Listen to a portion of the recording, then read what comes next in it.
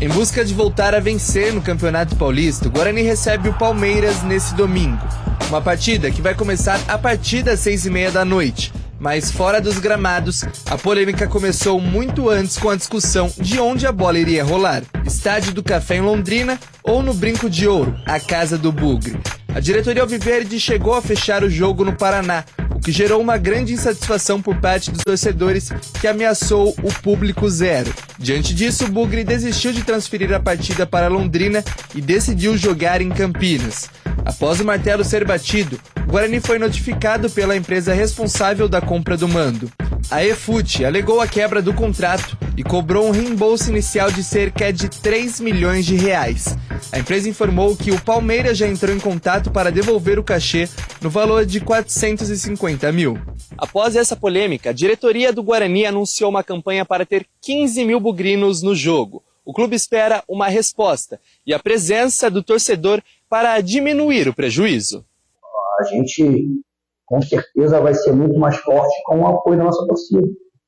A nossa torcida tem visto, né, a dedicação do nosso grupo, tem visto como os jogadores têm se entregado a essa camisa, a esse clube. Eu não tenho a menor dúvida que no domingo eles vão estar lá voltando o estádio. As inteiras dos ingressos variam entre 140 e 100 reais. Nesta sexta-feira, o torcedor com a camisa do Bugre paga meia entrada. A partida será torcida única, seguindo a determinação do Ministério Público de São Paulo. Dentro das 4 linhas, o Guarani vai em busca da 3ª vitória na competição para manter a liderança do Grupo B. Todas as vitórias do Guarani até aqui foram dentro do Brinco de Ouro. O técnico Maurício Souza vem sofrendo com a quantidade de lesões no começo dessa temporada. E para a partida contra o Palmeiras, o professor tem mais uma preocupação. O goleiro Gabriel Mesquita precisou ser substituído no intervalo da derrota para o Mirassol e deu lugar ao jovem Fred Conte. Bugre também não contou com os zagueiros Alan Santos e Márcio Silva, nem mesmo com o meia Caio Melo. O principal desfalque contra o Mirassol foi o atacante Matheus Regis, que foi o grande nome da vitória contra o Noroeste e foi vetado pelo departamento médico por conta de uma pancada no joelho. Todos serão avaliados pelo DM para saber em quais condições estarão para o jogo contra o Palmeiras. A gente está jogo a jogo, a gente sabe que o Palmeiras dispensa comentários com relação à qualidade da equipe. A gente precisa, nesses dias que nós vamos ter agora, analisar bem o elenco, recuperar os jogadores, né? Porque, mais uma vez, é redundante falar, mas os jogos estão atropelados, então a gente não tem muito tempo. A expectativa é que a gente consiga estar inteiro com os jogadores para fazer um grande jogo na nossa casa, diante da nossa torcida. Dessa forma, o Guarani deve ir a campo com Fred Conte no gol, Lucas Justen, Rafael, Lucas Rafael e Emerson na linha defensiva, Natan, Caio Melo e Isaac no meio. Fechando o ataque, João Vitor, Matheus Regis ou Luiz Miguel e João Marcelo. Reeditando a final do Campeonato Brasileiro de 78, o Guarani encara o Palmeiras no próximo domingo. A bola rola às 6h30 da noite no estádio Brinco de Ouro. Bem, vamos debater aqui esse jogo. Atenção, é jogo com torcida única. Se você é palmeirense, está querendo assistir o jogo, não vá, porque pode ter problema, pode dar confusão. Então é melhor evitar a confusão e não compareça ao estádio Brinco de Ouro camuflado, infiltrado, porque numa situação como essa, alguém do lado pode perceber e aí a confusão estará armada no estádio Brinco de Ouro. Então o melhor é evitar confusão, não é? Vem aqui com a arte da Rádio Bandeirantes para a transmissão deste jogo. Jogo marcado para domingo às 18h30 aqui. Guarani e Palmeiras, choque verde. Jogo marcado para o Brinco de Ouro em FM 85,7 e também no youtube.com/Rádio Bandeirantes Campinas. A caminho de 48 mil seguidores, 40 mil assinantes. E aqui embaixo os nossos patrocinadores: Rocha Autopeças, Paraflu, Seara Alimentos, Iga Atacado, Desktop Internet, Sicredi, Aroma das Ervas, KTO, Jogue com Responsabilidade e Pisocol Argamassas. Bom, Boris, eu começo com você. Tem favorito esse jogo? Olha, Batista, eu acho que para esse específico jogo não. Claro que tem a situação do Palmeiras, camisa, mas só que assim, o Palmeiras vem rodando o elenco e a tendência é que para esse jogo contra o Guarani, o Abel Ferreira continue rodando o elenco. Por quê? Porque depois é o derby contra o Corinthians na quinta-feira que vem. Então provavelmente ele vai colocar todos os titulares. Se ele fizer desta forma, o time que vai jogar domingo contra o Guarani no Brinco é o mesmo que perdeu para o Novo Horizontino. Ah, mas o Guarani é o favorito para o jogo? Não. O Palmeiras tem valores individuais aí inquestionáveis. Gustavo Gomes vai jogar, o Rafael Veiga vai jogar, tem o próprio Rômulo, que foi um dos destaques do Novo Horizontino ano passado. É um time que vem pressionado pelos maus resultados nas últimas 2 partidas, e o torcedor cobrando principalmente desempenho. Mas do outro lado pega o Guarani, que é um time organizado. O time que a gente vem acompanhando, deu trabalho para o Mirassol, acabou perdendo, mas fez um bom jogo contra o Noroeste. É um time, e a gente percebe quando a gente transmite os jogos, né, com uma visão mais ampla, é um time bastante compacto, os jogadores sabem o que devem fazer em campo. Eu acho que o Maurício Souza já conseguiu assimilar isso para os jogadores já conseguiram assimilar isso, o que passou o Maurício. É um time de operário, é um time que vai lutar por bola, não vai ter por todas as divididas, é um time que vai lutar bravamente em busca de um resultado positivo. Agora, respondendo a sua pergunta, eu acho que nesse momento até colocaria o Palmeiras com certo favoritismo pelo elenco, por tudo que tem, mas o Guarani tem tudo para fazer um bom jogo contra o Verdão domingo. E para você, CH, tem favorito esse jogo? Depende do ângulo de análise. Em relação a elenco, tem. O Palmeiras tem muito mais elenco que o Guarani. O momento é igual. O Palmeiras está derrapando, não tem desempenho bom, está tropeçando atrás de tropeço, e o Guarani está tentando se achar, mas está organizado. Eu, apesar dos 3-2 contra o Mirassol, eu vi muita coisa funcionar. Eu vi o meio campo com o Natan se solidificando como primeiro volante. Eu vi o Sarará subir de produção. Eu vi o Giovani subir de produção. Teve problema também, viu, gente? Eles não fizeram uma partida perfeita, porque se fizessem, o Guarani ganharia o jogo. O Guarani cometeu alguns erros defensivos que não estava cometendo. Se isso é pela escalação do Lucão ou não, o tempo vai dizer. O fato é que algumas coisas aconteceram no jogo em Mirassol que não estavam acontecendo. Bola aérea com titubeio de antecipação e de marcação dos 2 backs, uma cobertura falha em um dos lados das laterais, o comportamento dos 2 laterais também não foi o mesmo das partidas anteriores, que é absolutamente natural. O Guarani não tem um super time. Aliás, o Guarani está produzindo muito mais do que eu esperava, sinceramente. Até agora, muito mais do que eu esperava. Agora, contra o Palmeiras, se caprichar um pouquinho, com todo o respeito ao Palmeiras, que para mim é o favorito técnico do jogo, não por momento, o Guarani pode surpreender. Pode surpreender.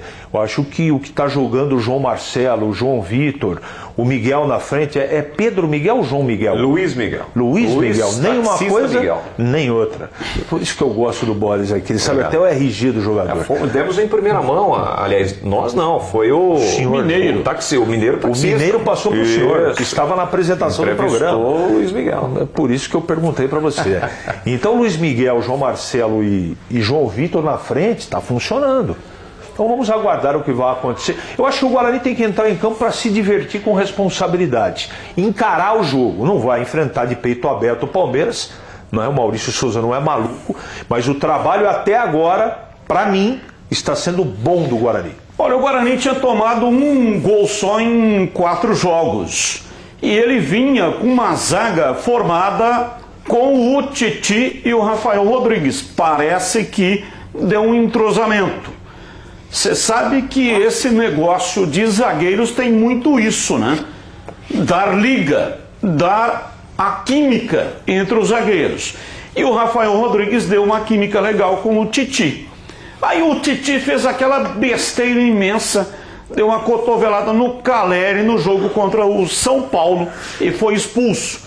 Aí desfalcou o time contra o Noroeste. Entrou o Lucão. E aí o Lucão foi muito bem. O Boris transmitiu esse jogo, vitória do Guarani, não só bem defensivamente, mas também fez um passe de peito, né, para o segundo gol, o gol do João Marcelo. E aí no jogo diante do Mirassol, o que se esperava do técnico, porque normalmente quando o jogador sair é titular, por expulsão ou por terceiro cartão, quando no jogo subsequente ele volta. Se for mal, pode até tirá-lo do próximo jogo. Ele não volta com o Titi, que estava no banco, mantém o Lucão.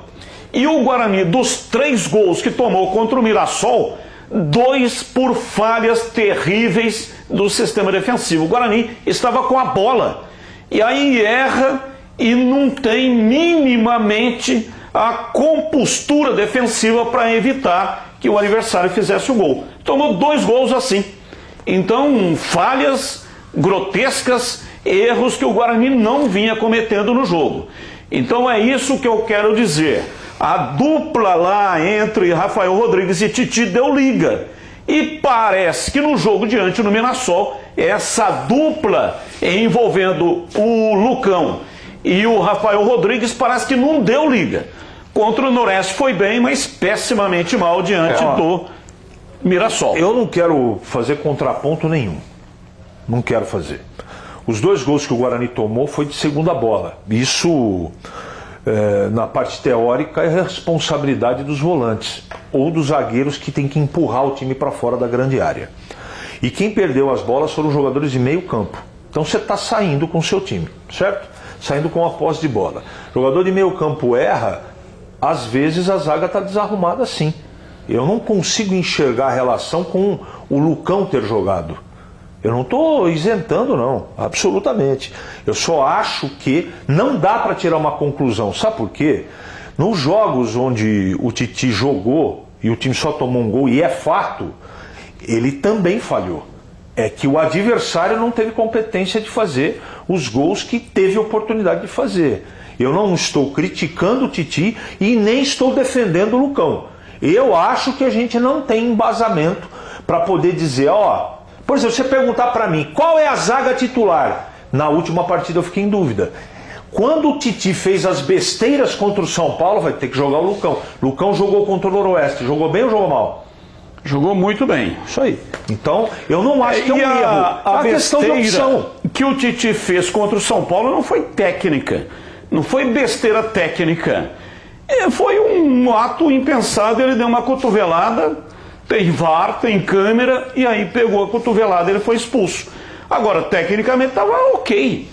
Jogar no Morumbi contra o São Paulo, tomar um gol. Sim. Então, não dá realmente para colocar nas costas do Titi a derrota diante do São Paulo. E depois do jogo contra o Noroeste, os 2 foram bem, né? A dupla que entrou do Lucão, contra o Noroeste, eles foram bem. E nem a derrota do Mirassol em cima só do Lucão, Batista. É isso que eu estou querendo dizer, entendeu? Não, o que eu estou dizendo é a questão da química, né? Dos zagueiros. É verdade. Da liga. Olha, uma informação sobre João Marcelo. João Marcelo foi o artilheiro do Guarani na Copinha. E aí foi requisitado pelo Maurício Souza. Olha, estou gostando desse procedimento do Maurício Souza.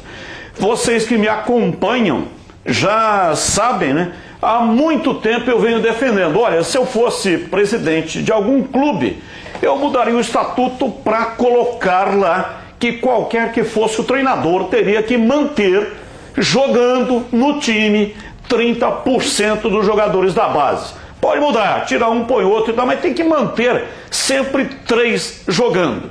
E o Maurício Souza quase que está fazendo isso. Teve jogo que manteve 3, mas minimamente está mantendo 2. Então está muito próximo daquilo que eu venho pregando há muito tempo. E sobre o João Marcelo, 2 jogos, 2 gols. Eu recebi uma informação de que a Leila Pereira pediu para os seus olheiros observarem o João Marcelo. Domingo, Palmeiras vem aí. Provavelmente, né, vai ter o observador do Palmeiras para acompanhar o João Marcelo. E a tia Leila vem também, né? E ela própria, né, estará aí para bom relacionamento. O Palmeiras fez 2 jogos no Brinco ano passado no Campeonato Brasileiro. O Abel Ferreira elogiou o gramado, então fatalmente ela vem também. E o Guarani já tem feito negócios. O Richard Rios Gabriel foi para o Palmeiras. O Guarani ficou lá com 13,5% ainda. Gabriel Menino, que agora foi lá para Minas Gerais, mas Guarani mantém 20%. O João Marcelo, ele tem mais um ano de contrato. O contrato dele vai terminar exatamente daqui um ano. No meio do ano agora, ele já pode assinar um pré-contrato.